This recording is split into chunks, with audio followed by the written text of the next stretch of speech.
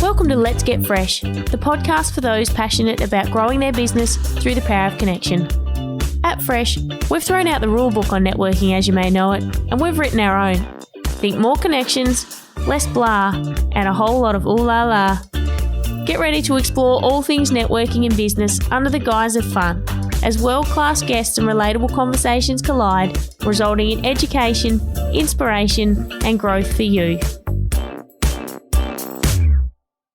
G'day everyone, welcome and thank you so much for tuning in. I'm so thrilled that you have, and I'm certain by the end of this conversation that you are going to be saying the same. Today I'm speaking to coach and business mentor and host of the Simply Practically Human podcast, Mark LeBusque. Mark is all about unveiling the human beneath the business facade, something that I'm sure many of us can relate to, I know I can, when it comes to business and to networking. We discuss the important role that vulnerability plays in building business relationships, how Mark became one of LinkedIn's top voices, the benefits of coaching and mentoring and the difference between the two, along with some lessons and experiences that shaped Mark throughout his small business journey over the last decade. I hope you guys enjoy. Before we hear from Mark, let me tell you about Collab Agency, the sponsors of this episode. Collab Agency are a strategically led marketing agency. Before they do anything else, they listen, which just seems obvious to Collab.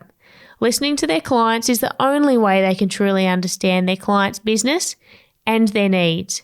But strangely, believe it or not all marketing agencies think this way. Once Collab have this understanding, they use it to achieve the best possible solutions for their clients' creative, content and website requirements. So go on, check them out at www.collabagency.com.au. Mark LeBusque, a very big welcome, a very big fresh networking welcome to you, my friend, one of the very first humans that I'm luring into this brand new podcast, and I couldn't be more excited. Hey, and I feel like I've been lured in as well. You lured me in over the Bass Strait because I was in Tasmania when you reached out to me. But look, as always, Tiff, I'm delighted to be having a chat with you. And networking's such an interesting topic, but in a different way, I think. Networking in a different way.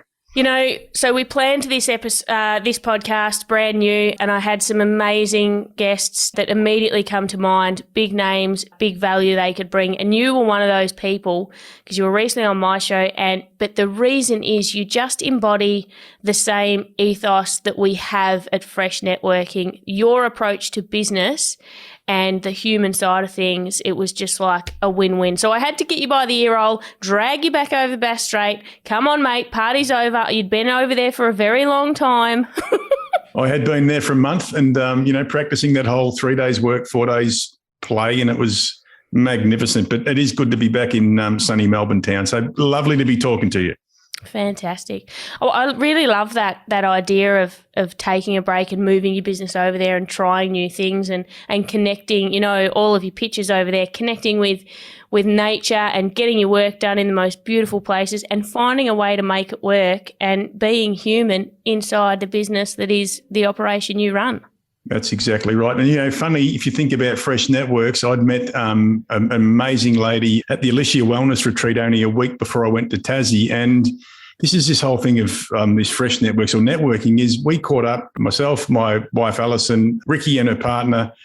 And it was funny when Ricky's partner walked in because he's like, I didn't know what to expect. I'd never met you. Ricky had mentioned you. But at the end of the night, because we were just there to connect and have a conversation and we found out some things in common. And that's, I think, what the new way of networking is all about. I didn't expect anything out of them and we came away and we'll be catching up again. So, this is a great topic to be talking about. There's a great example of what can happen when you turn up as a human being just to connect. I love it. I'm going to tell you a little secret, Mark, and you won't know this about me because we're fairly new friends, but Fresh Networking is, now you've heard me speak very passionately about my background in boxing, and there's only two things that I speak that passionately about because there's only two things that I can say rock solid changed my life for the better that I will always hold on to. And the other thing was networking and Fresh Networking. And every time I have had moments in my life where I've said, I'm gonna sit down and I'm gonna see what I'm grateful for, or things are going well and I'm gonna have a look at what's around me and who's around me and why. And it's those moments, and I've written lists before, and the people on the top of those lists are all people that I've met through this network and I've met through this business, because it's because of the focus on building relationships, being human, supporting the humans inside of this professional world that we all end up falling in the middle of and trying to fumble our way through. So that's a little bit about me, but I want to start with the first question for you is, I'd like you to just give us a little bit of an idea, because I love your story about how you used to work in corporate sales and you were used to try and do that hard job, and just give us a snapshot of kind of how it used to be and the epiphany that came to you. So it used to be, thanks, Tiff, it's all about climbing the corporate ladder. So, be good at sorting parcels, be good at the call center, get a job in sales, be able to sell things. And that got me to a certain place where I was managing human beings, and I was lousy at it because I only saw them as outputs of labor and sort of objects. And it wasn't about networking or anything like that. It was certainly networking with clients, but not, if I thought about networking with my people, I couldn't care less as long as they hit their targets. So a few things happened in my life, a few little tragic events along the way, and it sort of woke me up, as did a bit of old age starting to creep in, and starting to realise that the corporate world wasn't for me. So I went and set up my own business called LeBusque.com, very original name. Yeah, how did you think of that? Well, I don't know. I'll have to come back to you on that one. I'm a bit lost with that. But and I remember when I did start that business out, and all these people who I had in my network at the time saying, oh, when you go out on your own, we're going to work with you. And I was a little bit naive to that because I thought it was all there. Well, guess what, Tiff? I reckon about 2% of my work comes from people that I knew back in 2014. The rest of it comes from people that I've met through, I'm going to say, a new and a fresh way of networking. Oh, I love that. Tell me about that shift. Well, I reckon you sort of get a bit caught up in your own bullshit and your own importance. So, when you're in a senior sales director's role, you just think, well, I'm pretty bloody good, and people are they've told me they're coming, so they're coming. And I just expected that it would come to me. And it was all about the revenue. Don't get me wrong, at that point in time, look, I want to run a business that's profitable and so I can live a good life with my family. But how I came to the realisation was, I guess, a bit of a slap in the face of, hey, all that business that was going to come to me through my network, people who said they really wanted to work with me, none of it's turned up. So there was a little bit of the hollowness of, we're going to do stuff with you, but in the end, we didn't, followed by a great period of inactivity of like one day a month thinking, holy hell, what have I done here? But then it just sort of starts to happen. I guess you've got a message around building human connection, deeper connection for good, feeling that sense of belonging. And you know what I reckon this happens is that you just start to attract a different crowd of people. And all of a sudden you're having conversations that aren't about how are you, Tiff, and what's going on, and then how many do you want to buy off me? It's more about, let's start to get to know each other. What is it about you that we've got in common, and how do we start to build the common connection and I guess build that social connection that we're looking for? And then all of a sudden relationships are built, and then we start talking a bit about, so what do you do? Rather than what do you do and then tell me about your life, it was more like, tell us about your life. Now what do you do? And then if we can work together, great. The other thing that comes out of it, if I can't help you, I know someone who can. So there's that as well.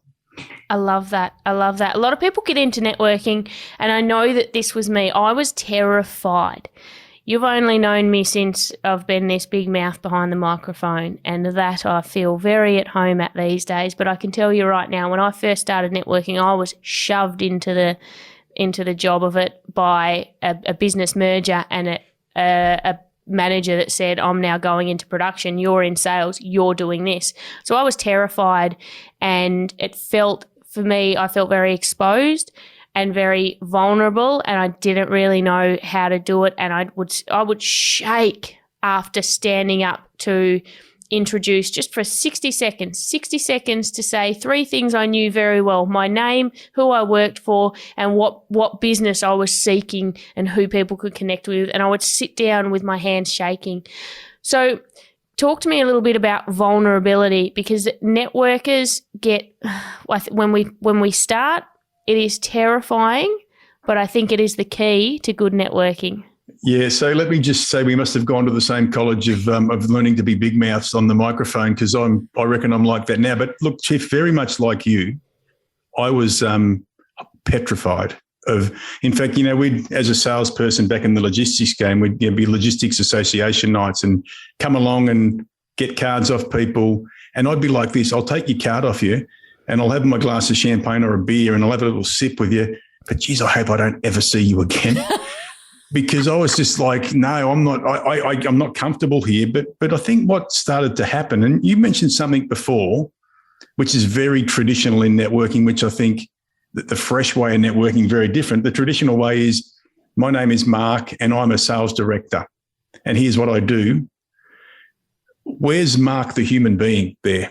Yes. So what I started to realise, and the vulnerability piece comes in now. It's like, I'm Mark, who is married with 3 kids and lives an hour out of Melbourne, and he enjoys this. I'm a bit petrified of selling, by the way, because I sort of see it as it's a bit sort of car sales-ish, and people were like, oh, you're not supposed to say that. But as I started to do more of that, then what you would find is, after we'd gone around the room, that people started to come towards you and go, hey, I'm a bit like that too. So I think I'm going to say this: dip your toe into the pool of vulnerability. Don't jump in the deep end, because if you do that and you start oversharing, I can tell you what people will do.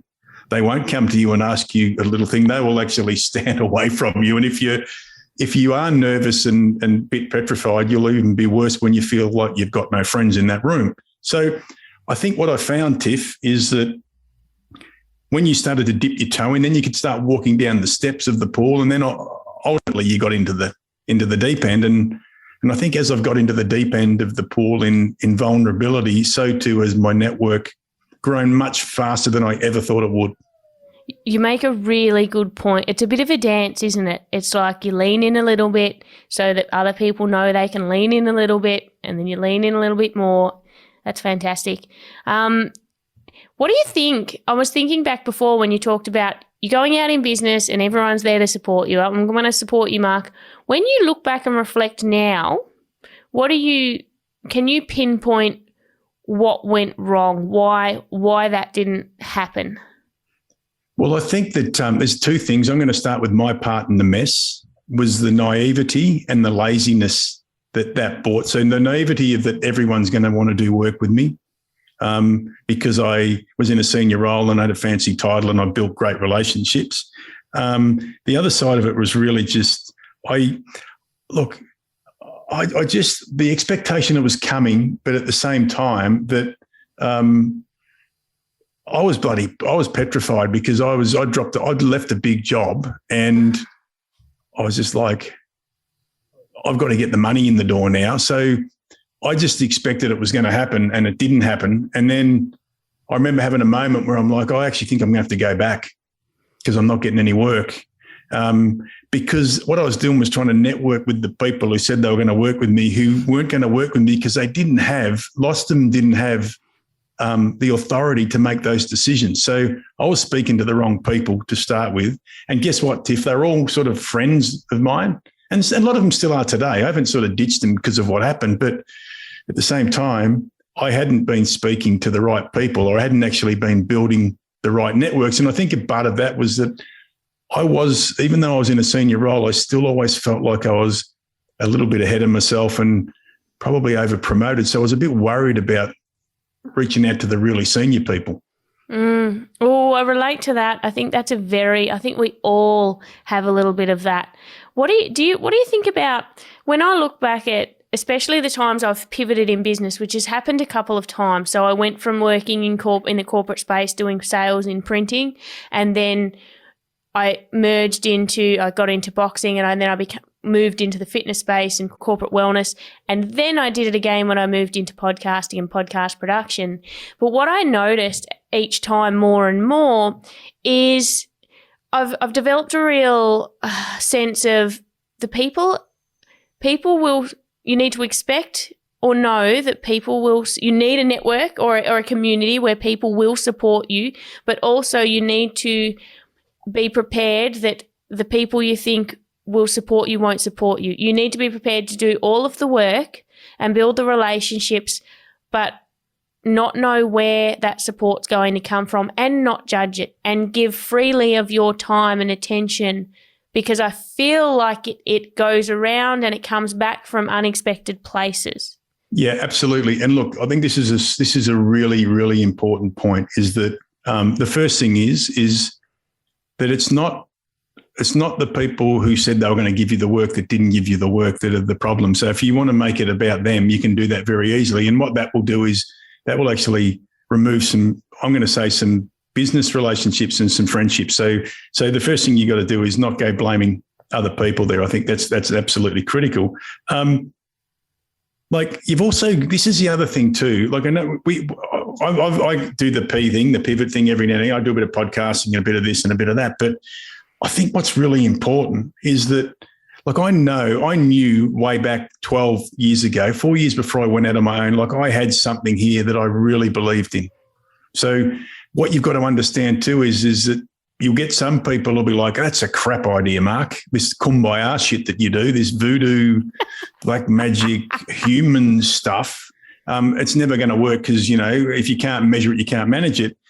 One of the things you need to do in this space is you've got to actually really, really hold your nerve and just put up with that sort of stuff, because what that can start to do is knock you off balance. And then you'll go seeking an audience on something you don't believe in. And what they'll do is they'll smell bullshit a million miles away. So that's the first thing, is stay convicted to what it is. And then you know what happens? This is where that 97 or 98% came from for me, was all of a sudden, it wasn't the people that knew Mark LeBusque as the 25-year corporate warrior and sales director. It was like, hey, I've been following you a bit on LinkedIn. Hey, I heard you talk on this thing. I read some of your book, and all of a sudden, like, you actually make a bit of sense, mate. Can we have a chat? And I'd be like, yeah, that's cool. But before we get into the chat about the work, let's talk about you and let's talk about me. And so I reckon what happens is if you put it out there and you hold your nerve and you feel uncomfortable with all of that sort of stuff, at some point, I can remember the time where it was like someone referred me to somebody else, and that was it. And I get a bit of a lump in my throat as I said that. It's like that was the moment about 90, not 90, what am I going to say, about 18 months into what I was doing, where it's like, this is the moment where it's started to kick off. So you've got to hang in there too.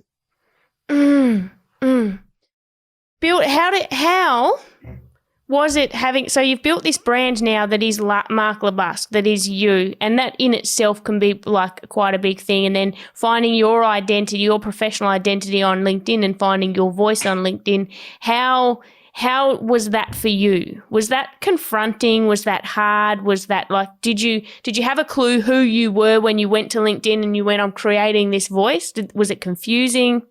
I think when I first went to LinkedIn, it was a bit like going there with a big fishing net. And I just threw the net out and hope I caught a few fish. In fact, someone sent me a note going, like, you do a lot of articles in LinkedIn, but I'm not actually quite sure what you stand for. Right. And I'm like, you know what? Stuff you. And because I got a bit antsy with that, but I think that was really good advice, which started to get me to really hone in on, like, I think we spend too much time, particularly in networking, where we go and throw the net out and we hope we catch a few and we'll throw a few back, and some of them will taste really bad and others will be sweet.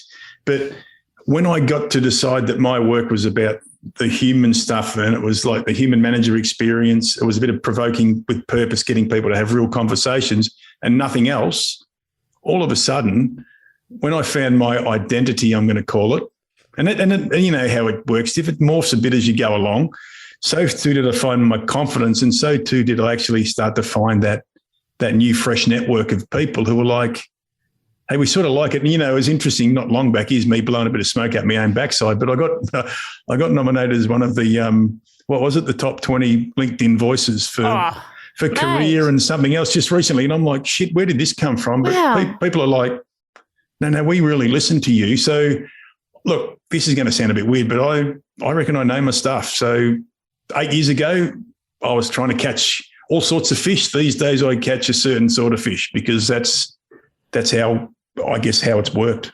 I really love that. Can you give us, there'd be plenty of people, including me right now, listening going, all right, what is LinkedIn looking for? What are you doing? What's special? What have you learned about, and how can we get better at having a voice on LinkedIn?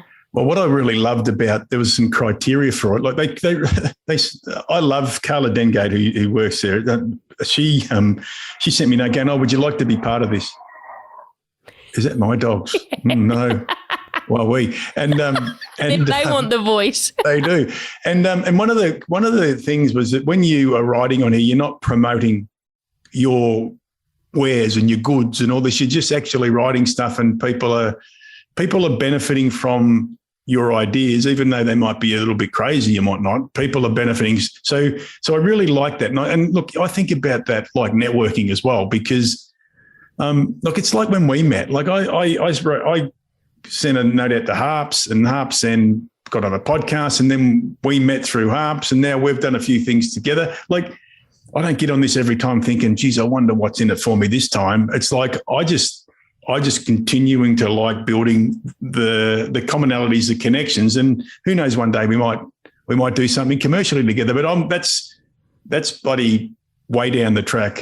So I really like the criteria. If you're going to write stuff on LinkedIn, don't go with the old, even when people go, hey, if you need this, DM me or whatever it is. It's like, I don't do any of that stuff. I write a simple message on LinkedIn to everyone I connect with that says, I'm really grateful that you've connected with me. I look forward to learning from you and just sharing my thoughts on all things human, and keep on being human, Mark. That's it. It's no, hey, I've got these 5 things you can buy. And I reckon, don't do that if you're starting to build your network. That's my best bit of advice, is don't try and shove stuff down people's throats before you even know anything about them.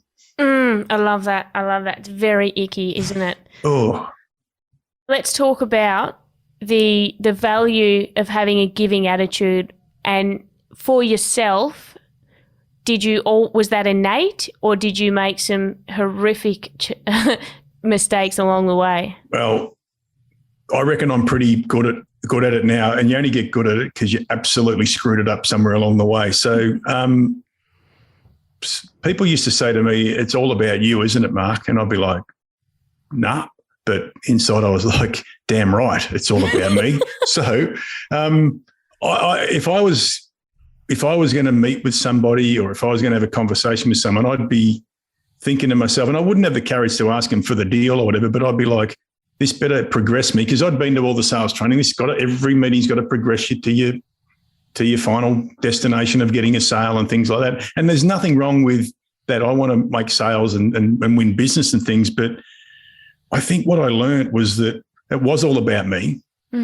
And people were picking that up, even though I was trying to mask it in some way of being sort of this cool, generous sort of guy that would turn up and be affable and a little bit charming maybe every now and again, and people started to pick up the bullshit. So I reckon what happened was that, like when I got into this gig of doing my own thing, and even though I didn't have a lot of business early days, I guess what started happening was I would just be helpful. Like, and this might sound a bit weird, but what I started to find out when I was still in corporate, like people would call me from in the business, and they said, hey, someone said I should speak to you because I've got some stuff going on, and I'd be like, oh, how did that happen? And then there'd be another one, and all of a sudden it was like, and I didn't think much about it then. I thought, oh yeah, well that's pretty cool. They want some advice. But what I really worked out, Tiff, was that I was actually giving of my time.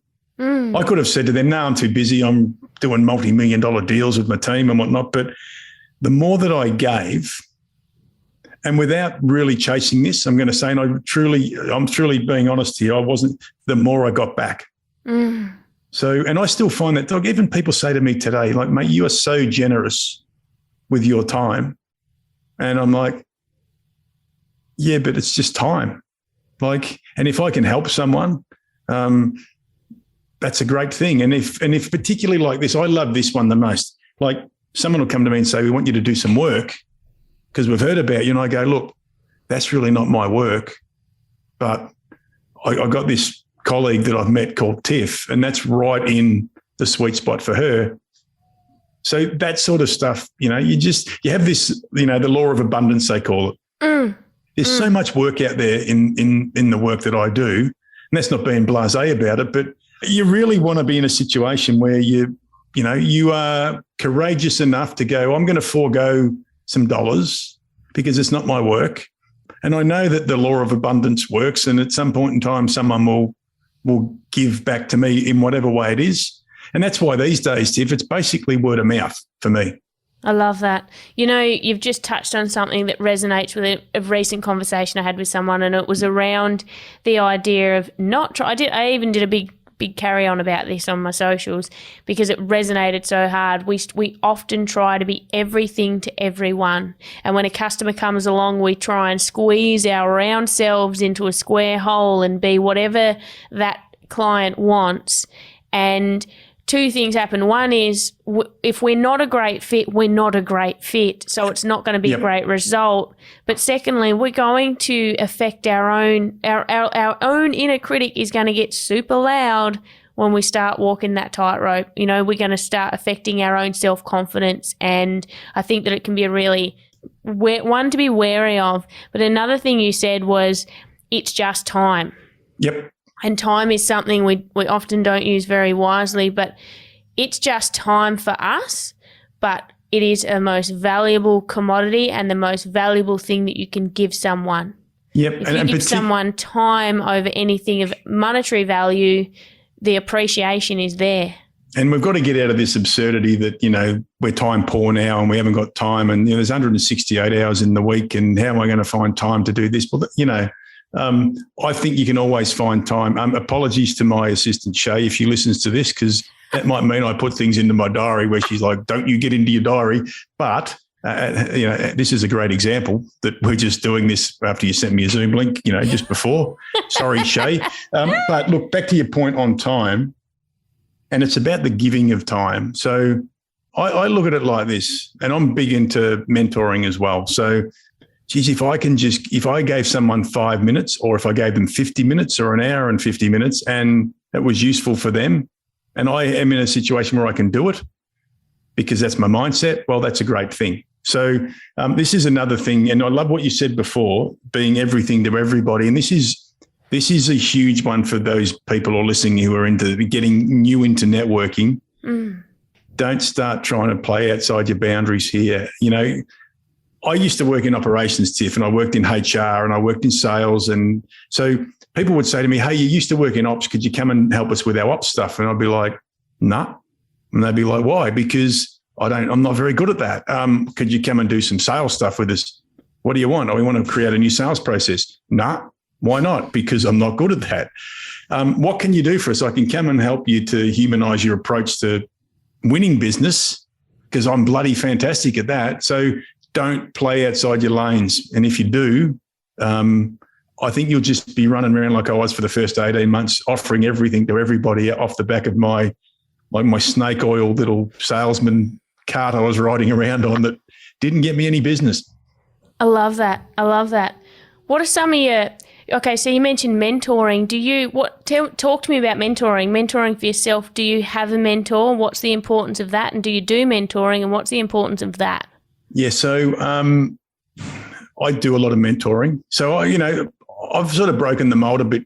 In corporate, you've got to call it coaching because they want a coaching panel and they want to hire coaches. And I say, you know what, about 70% of my work is mentoring. Oh, we don't have a mentoring circle. We have a coaching circle. I'm like, well, that's sort of what I do. I can flip from one to the other. So I do mentor a lot of people. And look, that's both paying clients. Before you continue, let me interrupt. For anyone listening that's going, oh, what's the difference between a mentor and a coach?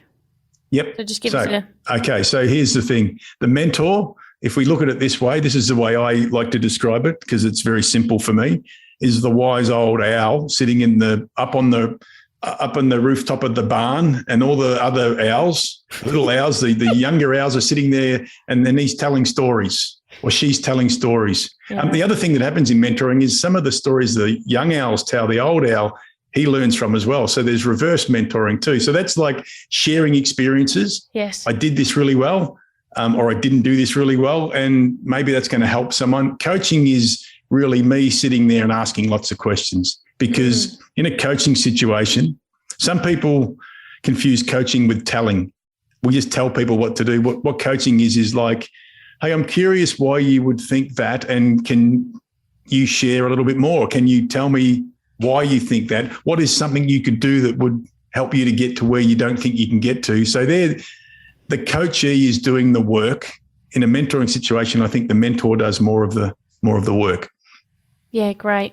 And what have you learned from being a mentor? Has that, like, which one's provided, this is a silly question, which one's provided most value? But I ask that because, well, I ask it especially because of my experience in the boxing ring and knowing that the teaching people that were just a level below me, teaching them made me better at my craft, which was a huge surprise. It was something that came about because I was injured, and it's these transferable skills in life that I like to look at and go, oh, well, what a lesson. Who would have thought that I could be a better boxer by teaching beginners how to box when I was injured and couldn't do the sport? And I got more out of that than when I had a coach that was teaching me to box and I was training. How crazy. Yep. Yeah, so interestingly, I started my life as a primary school teacher. So I had a significant mentor as a phys ed teacher, Mr. O'Toole, and from about year 8, I wanted to be a phys ed teacher. So that's the path I followed, and I think it's always been in me like this. Like I love to learn myself, but there's nothing better if you've got a 5 to 11-year-old kid, or even like me, a 55-year-old man, and if you can help someone see something they can't see and help them to learn by guiding them and enabling them to do it, there's no better feeling. So I think that's a big part of it. But at the other side of it is it's what you get to learn from that person. If you are open-minded to the fact that you're not there as the font of all knowledge. And I look at podcasting like this, Tiff. I think podcasting for me in the last 2 and 3 years has been my greatest learning laboratory, I call it, because I've spoken to people like yourself. I've spoken to hundreds of people who every time I speak to them, I'm like, 2 things I learn. One is I learn about their content and their knowledge and their histories, and it builds connection. The second thing I've learned is to listen to the very last word they say, because that might be where the gem is. Now, I've been one who's listened to respond rather than listen to learn at times. So I think there's all these lessons that we get that we don't really understand. And that's like, again, if we think about networking, like you might actually learn something you don't go in there to learn in the networking thing. And you might walk away and go, oh, well, I didn't really get the next opportunity there. But you might walk away and go, well, why didn't I? Maybe because I didn't listen to the person, to the very last word. Maybe I should have been a little bit more patient before I went with the offer or whatever it might be. So I think we've got great opportunities to learn in these learning labs like podcasting, and I'm going to say like networking groups are. Oh, you're so very right. And what I love about networking groups is you are surrounded by all of these different industries and personality types, and all of a sudden your lingo gets pulled into line real quick. Yep, And I think that's amazing. You learn so much. So just on that, because I think I'll forget this chain of thought if I don't give it to you right now. You didn't listen to my last word then, though. I know I didn't. There you go. But you just told me that and I just learned from you. Now I think I've forgotten my train of thought, but here we go.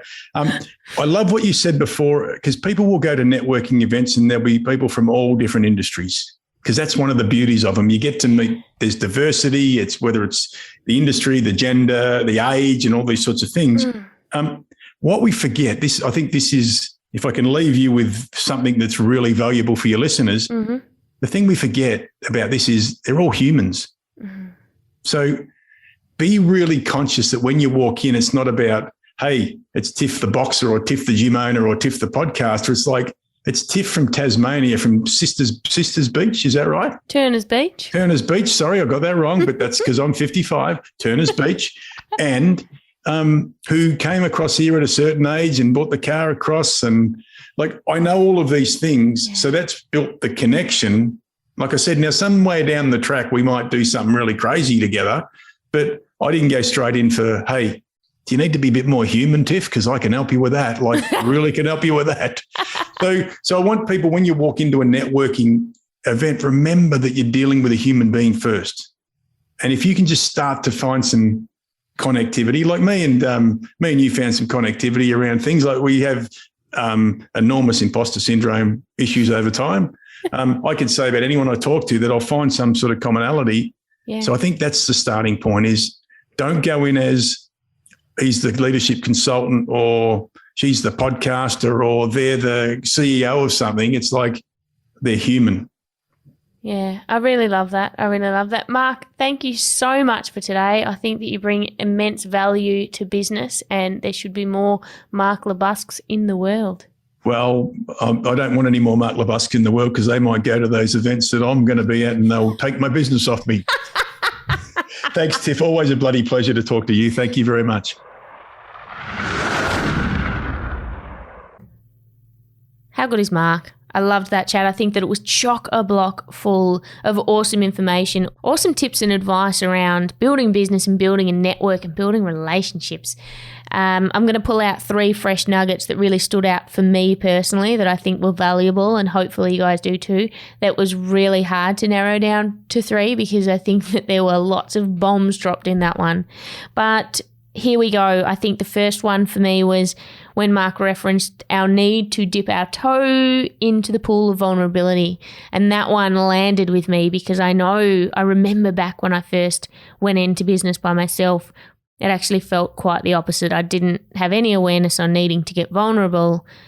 And my idea of feeling vulnerable was to turn up with a bit of a mask on and pretend that I knew all the things, to pretend that I was an expert and pretend that I was professional, and putting on that mask really wasn't a great relationship building tool. So I think I kind of wish I knew that when I started. I would have saved myself a lot of time and built relationships a lot quicker in business.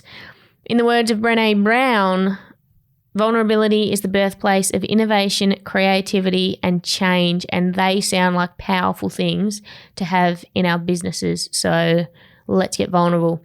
The second one for me was when Mark said, it's not those who said they'd give us the work that didn't that are the problem, and then we need to flip that mirror around and look at ourselves in those situations.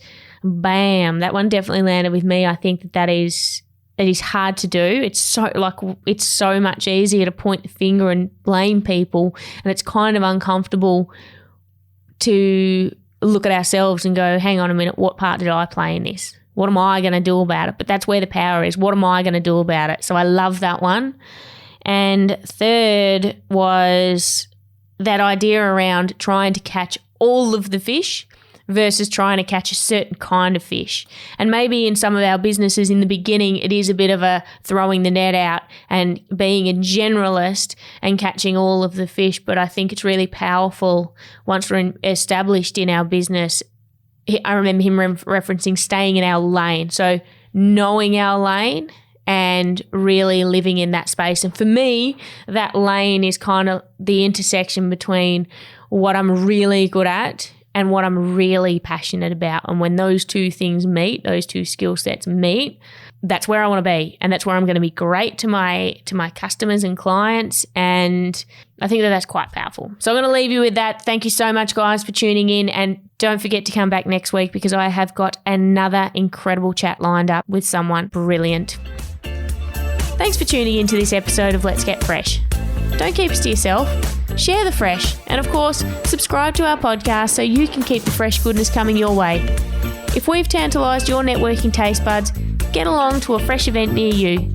Grab your free guest pass at www.freshnetworking.com.au. Until next time, stay fresh.